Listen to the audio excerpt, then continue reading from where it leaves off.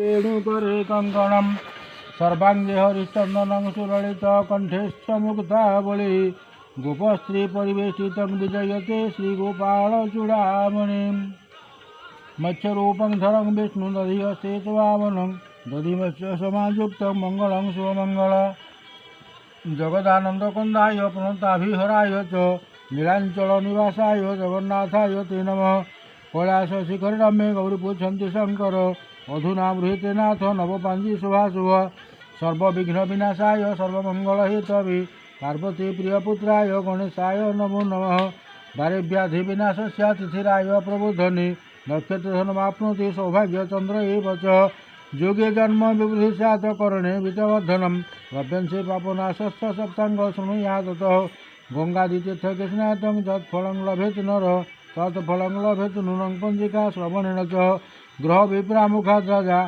शृणुया नवपञ्जिका हस्ते धृत्वा फलं पुष्पं न शूद्र गणितास्यत श्रीजगन्नाथ नाम धरी भक्तजनमानଙ୍କୁ ରିସ୍ତାରଣ କରି ବୈକୁଣ୍ଠପୁର ଉପେକ୍ଷି ଗୋପପୁରେ ଜନ୍ମ ହରି कंस केजी जामूला अष्टमल्ल मारी गोवर्धन गिरी भामकरे धरी श्री वृंदावने गोपाल पुंगु घेनी फाल्गुन शुक्ल पूर्णिमा दिन विजय करी चाचेरी खेली फगु घेनी अंगी लेपन करी दंड छत्र धरी यात्रा करी स्वर्ग को विजय कले हरि इबे नील सुंदर गिरी बौद्ध रूपे अवतरी श्रीहस्ते शंख चक्र गदा धरी दक्षिणे माहेश्वरी श्री दैवज्ञ बृहस्पति तांबूल अक्षत शाढ़ी सुवर्ण बड़ा दे श्रीमुखी आज्ञा देले कह हे देव गुरु नूतन पालक पांजे भूत भविष्यत ग्रहण शनि ओढ़ा राशि आयव्यय भरोसा गाण यह कहवाक सावधान हूँ श्रीमुख हेमंत शुणी देव गुरु बोलुंट वाणी भू देव देवाधिदेव राज अनंत कोटि ठाकुर सकल विषय छाड़ी नूतन पालक पांजी शुणा सावधान हूँ सत्य जुगे वाराणसी क्षेत्र में 7, 12, 15 तिथि सप्तविंश नक्षत्र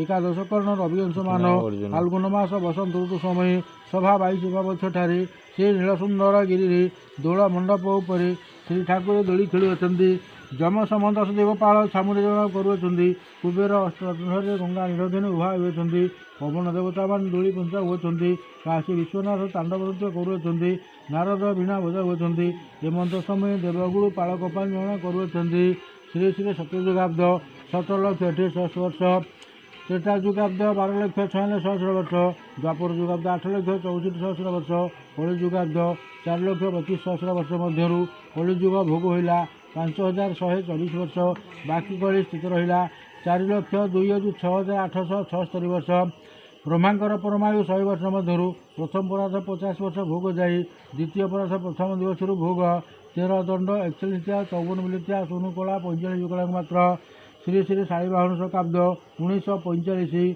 श्री श्री विक्रमाब्द 2080 श्री श्री दिल्लीश्वराब्द 1430-1431 साल इंग्राजी सन 2023-2024 मसीहा हिजराब्द 1443-1444 श्री श्री दिव्य सिंहदेव महाराज 65-66 अंक को नूतन पालक पांजी लिखन हुई शुणा को सावधान हूँ ये संवत्सरे गणिताधिपति रवि पालकाधिपति शुक्र प्रतिपालकाधिपति शनि राजा शुक्र मंत्री चंद्र पुरोधा बृहस्पति ग्रह विप्र मंगल परीक्षक रवि करण बुध डगर शनि ताड़नीय शुक्र ये संवत्सरे अक्षरक्षक चंद्र आस्थानक्षक बृहस्पति प्रतिहारी रवि दंडकार बुध संग्रामाधिपति शनि शस्याधिपति चंद्र अर्घ्याधिपति बृहस्पति रसाधिपति बुध निरसाधिपति चंद्र दुर्गाधिपति बृहस्पति धान्याधिपति शनि मेघाधिपति बृहस्पति फलाधिपति बृहस्पति धनाधिपति रवि हे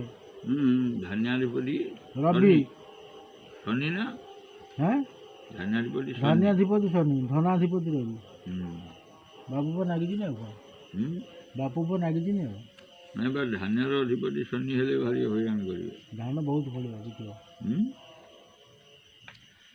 ए संवत्सरे मेघंक नाम द्रोण विस्तीर्ण कुरुते वृष्टि द्रोण मेघेन वासव द्रोण मेघ अवस्था वृद्धावस्था फलं पृथिव्यां घोर युद्ध स्यात् मनुष्याणां विनाशनं नराश्च व्याकुल सर्वे वृद्ध मेघो भवेज्जदि द्रोण मेघ चारिपद्म सैन्य नहीं वृष्टि करिबा पूर्व दिगरु गृह वायव्य कोणे आस्थान प्रक्षद्वीपे ऐरावत हस्ती जल तोली वृष्टि करिबा सर्फी समुद्र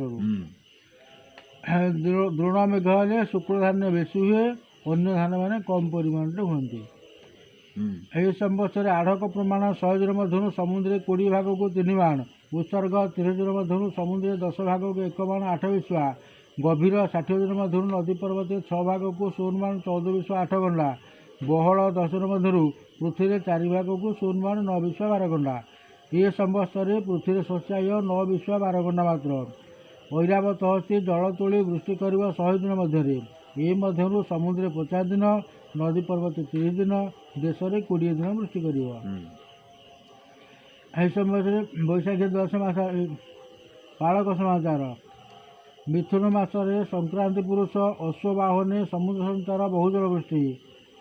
ଆଷାଢ଼ ଶ୍ରାବଣ ମାସରେ ସଂକ୍ରାନ୍ତି ପୁରୁଷ ଗିରିବାହନେ ବୃଷଭ ବାହନେ ଗିରି ସଞ୍ଚାର ହୀନ ଜଳ ବୃଷ୍ଟି। ଭାଦ୍ର ମାସରେ ବ୍ୟାଘ୍ର ବାହନେ ନଦୀ ସଞ୍ଚାର ବହୁଜଳ ବୃଷ୍ଟି। ଆଶ୍ୱିନ ମାସରେ ସଂକ୍ରାନ୍ତି ପୁରୁଷ ଗର୍ଦ୍ଦଭ ବାହନେ ଗିରି ସଞ୍ଚାର ହୀନ ଜଳ ବୃଷ୍ଟି। କାର୍ତ୍ତିକ ମାସରେ ସଂକ୍ରାନ୍ତି ପୁରୁଷ ଅଶ୍ୱ ବାହନେ ସମୁଦ୍ର ସଞ୍ଚାର ବହୁଜଳ ବୃଷ୍ଟି। କାର୍ତ୍ତିକ, ଭାଦ୍ରବ, ଆଷାଢ଼ ମେଘ ପବନ ଇତ୍ୟାଦି ସନ୍ଧ୍ୟା ଭିତରେ ରହୁଛି। ସନ୍ଧ୍ୟା ଭିତରେ ଯୋଉଟା ଦେଲା ଅଶ୍ୱ ବାହନେ, ଘୋଡ଼ା ତ ଦେଲେ ଧୂଳି ଉଡ଼ିବ, ସମୁଦ୍ର ସଞ୍ଚାର କେମିତି ହେବ? ଏଇଟା ଡାଉଟ୍। ତେଣୁ ଜଣା ପଡ଼ିବ ଫଳାଫଳ କ'ଣ ହେଉଛି। ଏ ସମ୍ବତ୍ସରେ ଦେବମଣ୍ଡଳ। ବର୍ତ୍ତମାନ ସମ୍ବତ୍ସର ନାମ ଅନଳ। ଅହର୍ଗଣ 36 ଦିନକୁ ବୃଷ 7 ଦିନ।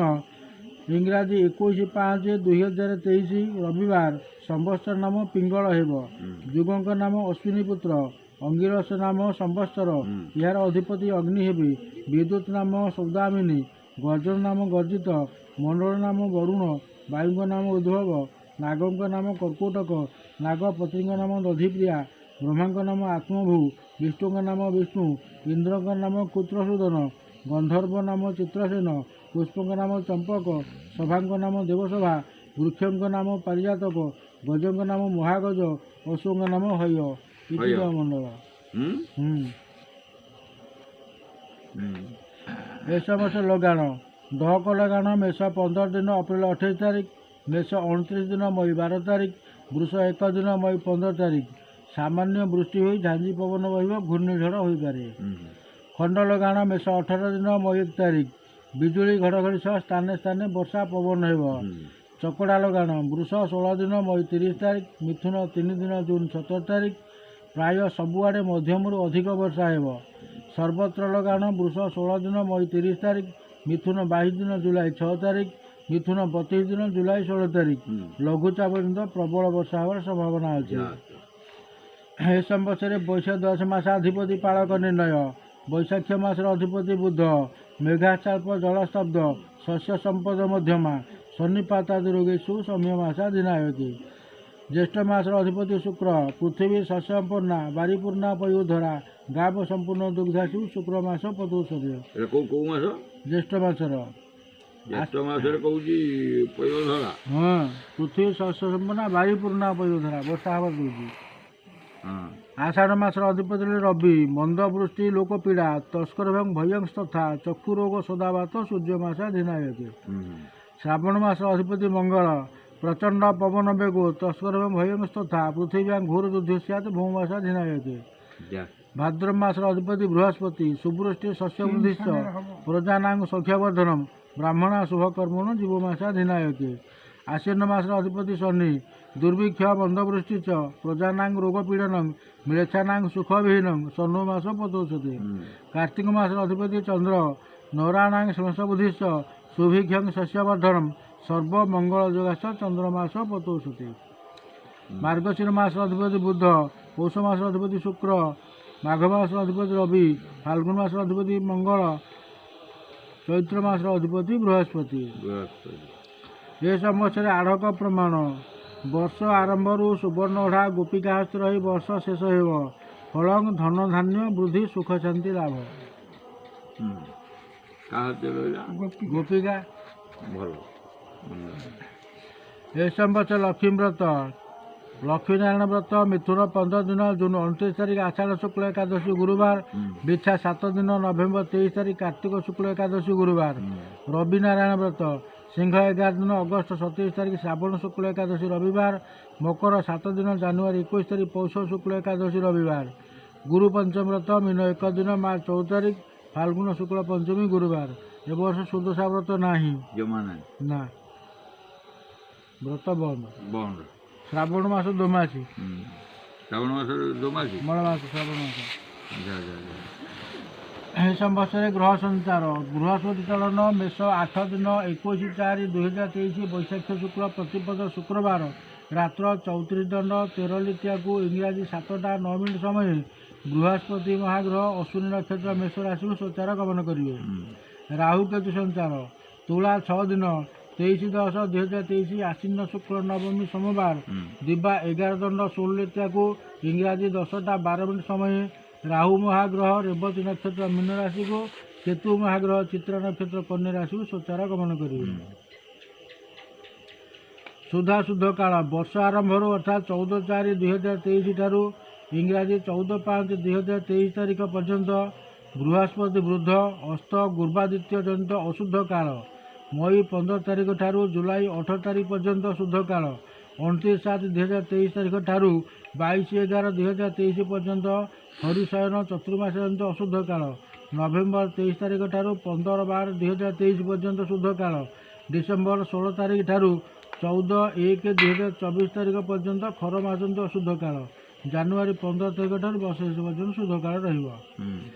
ए संवत्सरे खड्ग खर्पर ए संवत्सरे खड्ग चंडिक हस्ती खर्पर कालिंक हस्ती गदा वृकोदर हस्ती कुंत नारायण हस्ती पिनाक धनु रौद्र हस्ती भंडार लक्ष्मी हस्ती चक्र दुर्गा हस्ती स्वर्ण पद्मालय हस्ती वस्त्र कुंती हस्ती औषध अश्विनी कुमार हस्ती दुख कांत हस्ती शांति महामाया हस्ती स्नेह सावित्री हस्ती धर्म राम हस्ती पुण्य युधिष्ठिर हस्ती जन्म पद्मजनी हस्ती मरण जम हस्ती वीणा कमलोचन हस्ती अग्नि हनुमान कपाल रही वर्षे शेष हो। ए संवत्सर भाग संख्या वर्षा 13 भाग पवन 5 भाग धान्य 5 भाग शुक्ल धान्य 2 भाग पीत धान्य 1 भाग कृष्ण धान्य 1 भाग रंग धान्य 1 भाग तृण 13 भाग शीत 17 भाग उष्म 13 भाग हानि 15 भाग बुद्धि 15 भाग पुष्प 11 भाग रस 6 भाग अधे फल 2 भाग अधे दुग्ध 2 भाग अधे वस्त्र 6 भाग अधे अग्नि 8 भाग अधे रोग 6 भाग अधे अमृत 7 भाग अधे विष 7 भाग अधे औषध 5 भाग अधे व्याधि 11 भाग सत्य 3 भाग उपशम 3 भाग आचार 11 भाग दुराचार 15 भाग मरण 11 भाग जन्म 13 भाग देशोपद्रव्य 13 भाग देशस्वास्थ्य 9 भाग सौरभव्य 5 भाग अधे चौरनाश 1 भाग अधे अग्निभव्य 5 भाग अधे अग्निनाश 1 भाग अधे पाप 7 भाग अधे पुण्य 5 भाग अधे शस्य वृद्धि 6 भाग अधे शस्य हानि 6 भाग अधे इतिभव्य 4 भाग अधे स्वर्ण 12 भाग रौप्य 10 भाग ताम्र 13 भाग कांस्य 9 भाग पितल 5 भाग लौह 9 भाग सीसा 3 भाग रंग 9 भाग हिंगुल 11 भाग खर्पर 11 भाग कर्पूर 5 भाग अगरु 15 भाग कस्तूरी 5 भाग कुंकुम 5 भाग चंदन 5 भाग तिक्त 5 भाग तैल 15 भाग कषाय 9 भाग लवण 15 भाग इक्षु 17 भाग माणिक्य 3 भाग मुक्ता 9 भाग वैद्युत 4 भाग विद्रुम 6 भाग मर्कत 4 भाग गुरुद्गार 5 भाग पुष्पराग 4 भाग हीरक 5 भाग नीलक 4 भाग गोमेद 5 भाग जीवजंतु 3 भाग इति भाग संख्या। एहि संवत्सर राशि आय व्यय विंशोत्तरी मते मेषरे आय 11 व्यय 5 वृष आय 5 व्यय 8 मिथुन आय 11 व्यय 7 कर्कट आय 5 व्यय 6 सिंह आय 8 व्यय 5 कन्या आय 11 व्यय 7 तुला आय 5 व्यय 8 बिछा आय 11 व्यय 5 धनु आय 8 व्यय 7 मकर आय 2 व्यय 8 कुंभ आय 2 व्यय 8 मीन आय 8 व्यय 7 कर्कट राशि रहीगला आय 5 व्यय 6 एटा विंशोत्तरी। अष्टोत्तरी मत अनुसार मेषरे आय 2 व्यय 6 वृष आय 11 व्यय 8 मिथुन आय 14 व्यय 7 कर्कट आय 8 व्यय 7 सिंह आय 11 व्यय 5 कन्या आय 14 व्यय 7 तुला आय 11 व्यय 8 बिछा आय 2 व्यय 6 धनु आय 5 व्यय 8 मकर आय 8 व्यय 6 कुंभ आय 8 व्यय 6 मीन आय 5 व्यय 8। हे संवत्सर नवदश चक्र वर्ष आरंभ वृष 16 दिन पर्यंत स्वाति नक्षत्र तुला राशि स्वाति तुला विशाखा तुला विशाखा बिछा अनुराधा बिछा ये पड़ा स्वर्गे स्वर्गे च सुखमाप्नोति। ज्येष्ठा विच्छा मूला धनु पूर्वाषाढ़ धनु ये पल्ला पर्वते पर्वते धनु आगम। उत्तराषाढ़ धनु उत्तराषाढ़ मकर श्रवणा मकर धनिष्ठा कुंभ ये पल्ला चक्रे चक्रे दरिद्रतामेकं। शतविशा कुंभ पूर्वभाद्र मीन उत्तरभाद्र मीन ये पल्ला समुद्रे समुद्रे भाषण तथा। रेवती मीन अश्विनिमेष द्विजामेष ये पल्ला धरण्यां पुत्र संपत्ति। कृत्तिका मेष कृत्तिका वृष रोहिणी वृष मृगशिरा मिथुन ये पल्ला रसा तले मरणंच रसा तले। आरद्रा मिथुन पुनर्वसु मिथुन पुनर्वसु कर्कट पुष्या कर्कट ये पल्ला शंखे स महतलक्ष्मी। अश्लेषा कर्कट मघा सिंह पुराफल सिंह ये पल्ला गगने मननाशनम। उत्तराफल सिंह उत्तराफल कन्या हस्ता कन्या चित्रातुल ये पल्ला क्रोटे च सर्वमाप्नोति। वृष 7 दिन ठारू वर्ष शेष पर्यंत ज्येष्ठा नक्षत्र विच्छा राशि। ज्येष्ठा विच्छा मूला धनु पूर्वाषाढ़ धनु ये पल्ला स्वर्गे च सुखमाप्नोति। उत्तराफल सिंह उत्तराफल कन्या हस्ता कन्या उत्तराषाढ़ धनु उत्तराषाढ़ मकर श्रवणा मकर धनिष्ठा कुंभ ये पल्ला पर्वते धनु आगम। शतविशा कुंभ पूर्वभाद्र मीन उत्तरभाद्र मीन ये पल्ला चक्रे दरिद्रतामेकं। रेवती मीन अश्विनिमेष द्विजामेष ये पल्ला समुद्रे भाषण तथा। कृत्तिका मेष कृत्तिका वृष रोहिणी वृष मृगशिरा मिथुन ये पल्ला धरण्यां पुत्र संपत्ति। आरद्रा मिथुन पुनर्वसु कर्कट पुष्या कर्कट ये पल्ला रसा तले मरणंच रसा तले। अश्लेषा कर्कट मघा सिंह पुराफल सिंह ये पल्ला शंखेश्च महतलक्ष्मी। कृत्तिका मेष कृत्तिका वृष रोहिणी वृष मृगशिरा मिथुन ये पल्ला क्रोटे च सर्वमाप्नोति। ଏହି ସମ୍ବତ୍ସରେ ଗ୍ରହଣ ଶ୍ରୀ ଶ୍ରୀ ଦିବ୍ୟ ସିଂହଦେବ ମହାରାଜାଙ୍କ 66 ଅଙ୍କ 1431 ସାଲ ତୁଳା ମାସ 11 ଦିନ 28/10/2023 ଆଶ୍ୱିନ ଶୁକ୍ଳ ପୂର୍ଣ୍ଣିମା ଶନିବାର ରାହୁଗ୍ରସ୍ତ ଖଣ୍ଡଗ୍ରାସ ଚନ୍ଦ୍ରଗ୍ରହଣ ସଂଘଟିତ ହେବ। କୁଆଁର ପୁନେଇ ଠିକ ପୂର୍ଣ୍ଣିମା ଦିନ ଗଜଲକ୍ଷ୍ମୀ ପୁରା ତମ ଶିକ୍ଷା ଝଡ଼ ଦେବ ବର୍ଷ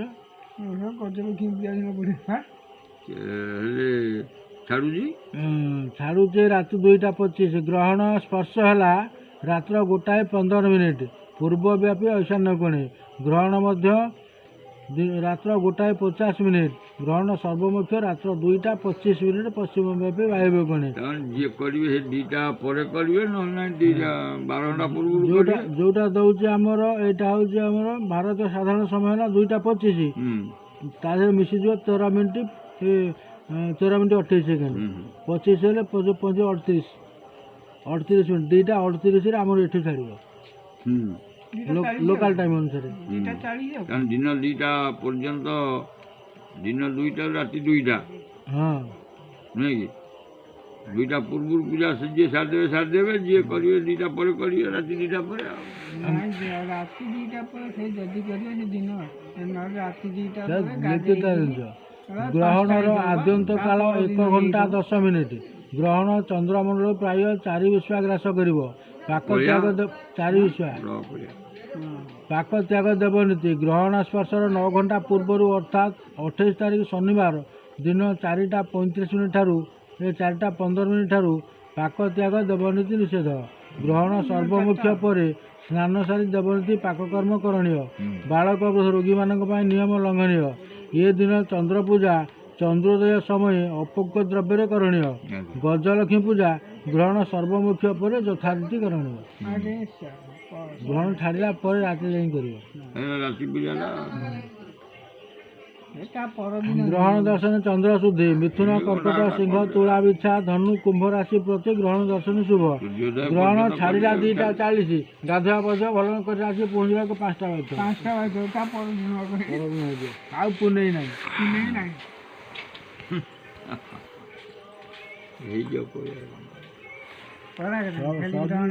ଇଏ ସବୁ ଦିନରେ